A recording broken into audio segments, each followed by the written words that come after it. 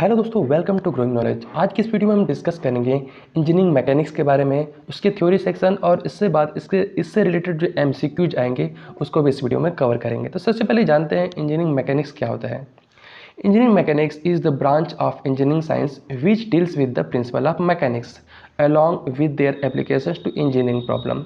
मतलब engineering mechanics engineering science की वह शाखा है जिसके अंतर्गत हम लोग क्या चीज़ का डील करते हैं, किसके बारे में स्टडी करते हैं, मैकेनिक्स के प्रिंसिपल्स और उसके साथ साथ जो एप्लीकेशंस होते हैं उसमें आने वाली इंजीनियरिंग प्रॉब्लम्स के बारे में डील करते हैं या फिर स्टडी करते हैं। इसको मेनली दो भागों में डिवाइड किया गया है, टू मेन ग्रुप्स में इसको डिवाइड किया गया है। कौन कौन से? तो स्टैटिक्स और दूसरा है डायनेमिक्स। देखिए, स्टैटिक्स मतलब क्या होता है। स्टैटिक आप लोग समझते होंगे, स्टैटिक को हिंदी में स्थिर बोलते हैं, डायनेमिक्स यानी कोई चीज़ गति कर रहा हो उसको बोलते हैं। तो स्टैटिक्स के अंतर्गत क्या करते हैं? स्टैटिक्स क्या होता है? The statics is the branch of engineering mechanics which deals with the forces and their effect while acting upon the bodies at rest. जब कोई बॉडी स्थिर अवस्था में हो, ठीक है, रेस्ट कंडीशन में हो, तो उस पर लगने वाले फोर्स और उसके इफेक्ट के बारे में जब कोई डील किया जाता है, स्टडी की जाती है, तो उसके बारे में जो चीज़ जानकारी होती है वो सब स्टैटिक्स के अंतर्गत होती है। ठीक है, तो बॉडी जब कोई स्थिर अवस्था में हो तो उस पर लगने वाले फोर्स और उसके इफेक्ट के बारे में जो डील की जाती है वो स्टैटिक्स के अंतर्गत की जाती है। डायनेमिक्स क्या होता है? जब कोई वस्तु डायनेमिक कंडीशन में हो, जब कोई वस्तु मोशन कर रहा हो, जब कोई बॉडी मोशन कर रहा हो, तो उस पर लगने वाले फोर्स और उसके इफेक्ट के बारे में जब कोई डील की जाती है तो वो इंजीनियरिंग मैकेनिक्स के अंतर्गत वो डायनेमिक्स कहलाती है। ठीक है, तो स्थिर अवस्था में कोई बॉडी हो और उस पर कोई फोर्स लग रहा हो तो वो सब डीलिंग स्टैटिक्स के अंतर्गत की जाती है। और जब कोई वस्तु मोशन कर रहा हो और उस पर अगर कोई फोर्स लग रहा हो तो उसके फोर्स और उसके इफेक्ट, क्या क्या इफेक्ट पड़ रहे हैं, वो सब किसके अंतर्गत आते हैं? वो डायनेमिक्स के अंतर्गत आते हैं।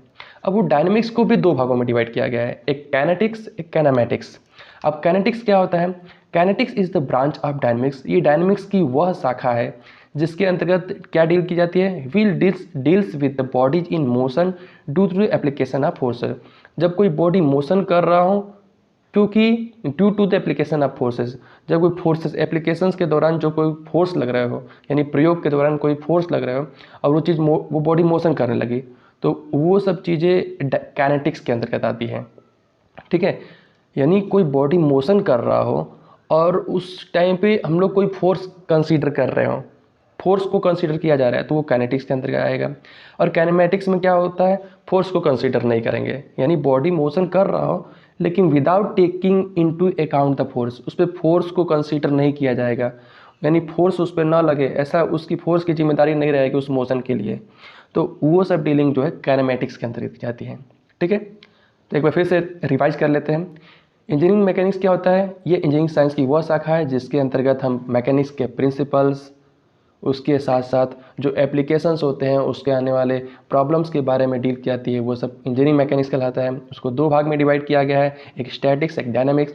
स्टैटिक्स में कोई चीज़ स्थिर अवस्था में होती है, स्टैटिक अवस्था में होती है या फिर रेस्ट कंडीशन में होती है, उस पर लगने वाले फोर्सेस के बारे में जब कोई डील की जाती है तो वो स्टैटिक्स के अंतर्गत आता है। डायनेमिक्स, जब कोई वस्तु गति कर रहा हो तो उस पर लगने वाले फोर्सेस के बारे में डायनेमिक्स के अंतर्गत डील की जाती है, वो डायनेमिक्स के अंतर्गत आता है। अब डायनेमिक्स को भी दो भागों में बांटा गया है, काइनेटिक्स और काइनेमैटिक्स। काइनेटिक्स में जब कोई वस्तु इस गति कर रहा हो और उस पर लगने वाले फोर्स को भी कंसीडर किया जाए तो वो काइनेटिक्स के अंतर्गत आएगा। काइनेमैटिक्स के अंतर्गत फोर्स को कंसीडर नहीं किया जाएगा। ठीक है, अब आते हैं नेक्स्ट, फोर्स। फोर्स क्या होता है?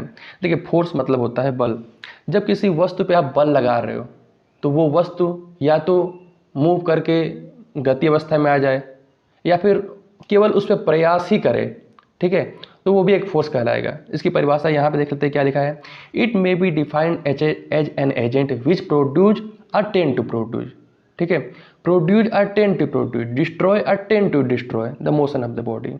यानी फोर्स एक ऐसा बाह्य कारक है जिसके अंदर किसी वस्तु पे, किसी बॉडी पे अगर हम फोर्स अप्लाई करते हैं तो वो उसको प्रोड्यूस करता है या फिर प्रोड्यूस करने की कोशिश करता है, डिस्ट्रॉय करता है या फिर डिस्ट्रॉय करने की कोशिश करता है the motion of the body. तो वो सब क्या होता है? एक फोर्स होता है। मान लीजिए कोई एक यहाँ पे, मान लीजिए फॉर एक एग्जांपल हम लोग ले लेते हैं।